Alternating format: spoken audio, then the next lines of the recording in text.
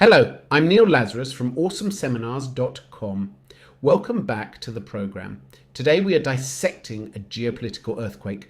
For the last few years, the tension between Washington and Caracas has been a slow-moving storm, but the shift toward direct military intervention has changed the map of the world. To understand why President Trump made the call to move on Venezuela, we have to look past the surface level headlines and see the cold, hard calculus of energy, gold, and a global chess match with Tehran. Let's get into the why. The prize was simple: oil and gold. First, we have to talk about the resources. Venezuela sits on the world's largest proven oil reserves, over 300 billion barrels. For years, that oil has been the lifeblood of the Maduro regime, even as the infrastructure crumbled. In this scenario, the move wasn't just about lowering global gas prices, it was about reclaiming assets. We're talking about massive refineries and platforms that were nationalized decades ago. But there's a second, shinier motivator: gold. The mining arc in southern Venezuela became a black market ATM for the regime, allowing them to bypass every US sanction. By seizing control, the US effectively cuts off the untraceable blood gold that was funding the inner circle's survival. Now, why does this matter to the Pentagon or even to Tel Aviv? Because Venezuela stopped being just a failing state and started being a forward operating base. For years, Caracas and Tehran have been in a strategic marriage of convenience. Iran provided the technical know-how, the drones, and the shadow fleet to help Venezuela move oil.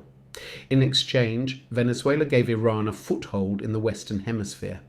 Intelligence reports have long suggested that Hezbollah, Iran's proxy, found a playground in Venezuela for money laundering and logistical hubs.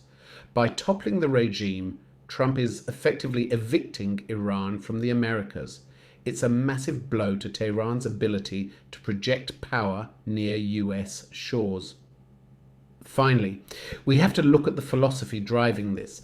This is the Monroe Doctrine on steroids. For 2 centuries, the US has claimed the Western Hemisphere as its exclusive sphere of influence. But in the last decade, that grip loosened. China moved in with infrastructure loans. Russia moved in with bombers. Iran moved in with oil tech. The current approach is a reassertion of that 1823 doctrine. It sends a message to the world that the backyard is closed to foreign adversaries. The administration is no longer content with just containing adversaries in Latin America.